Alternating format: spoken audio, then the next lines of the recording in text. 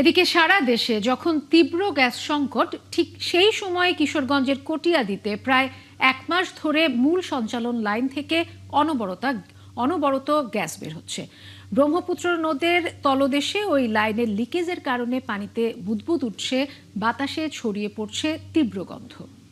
এলাকার লোকজন আরও জানান, পাইপ থেকে গ্যাস চুরি করতে গিয়েই মূলত এই দুর্ঘটনা। যদিও তিতাস কর্তৃপক্ষ এই অভিযোগ স্বীকার করেননি। সালেক হোসেন রনির তথ্য ছবিতে প্রতিবেদন।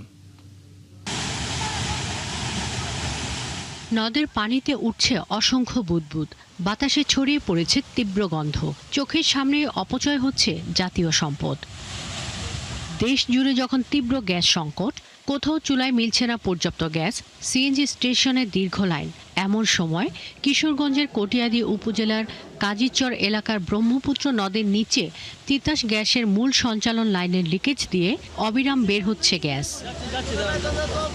এলাকাবাসীরা জানান, প্রায় 1 মাস ধরেই একই স্থান থেকে গ্যাস বের হওয়ায় আতঙ্কে রয়েছেন তারা।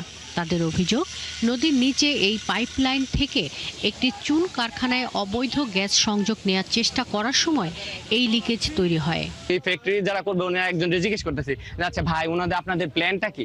পরে বলে যে ভাই আমাদের প্ল্যান তো জানি না, তবে আমি শুনছি বাইরে ভাই ওই জায়গা থেকে গ্যাস নিবে। কাজ করতেছে, গ্যাস বাড়িতেছে 1 মাস ধরে। এটা এই পানি হওয়ার পরে খুঁজ হয়েছে, আর আগে খুঁজ হয়েছে না।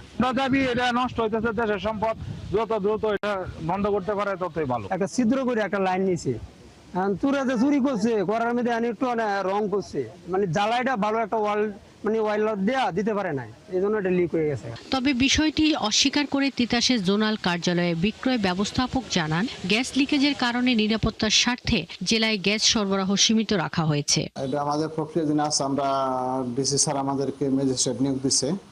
আমরা লিকেজটা যেহেতু একটু জরুরি ইস্যু, এটা আমরা শেষ করে আমরা বাকি উচ্ছেদ অভিযানে যাবো ইনশাআল্লাহ, আশা করি। আর ভালুকা ডিভিশনের অপারেশন ব্যবস্থাপক জানান, কিভাবে পাইপলাইনের ছিদ্র হলো সেটি তদন্ত করা হচ্ছে। তীব্র স্রোত, পানির চাপ ও মাটি ধসে পড়ায় মেরামত কাজে বিঘ্ন হচ্ছে। এই কাজটা আসলে একটু জটিলতা ধারণ করছে, তবে আমরা চেষ্টা করছি, আমাদের চেষ্টা করে ত্রুটি নাই, আশা করছি খুব তাড়াতাড়ি আমরা মেরামত করতে পারবো। এলাকার মানুষের দাবি, শুধু লিকেজ বন্ধ নয়, এর কারণ উদ্ঘাটন করে জড়িতদের বিরুদ্ধে কঠোর ব্যবস্থা নেওয়া দরকার। শাকিলা শম্পা, ৭১।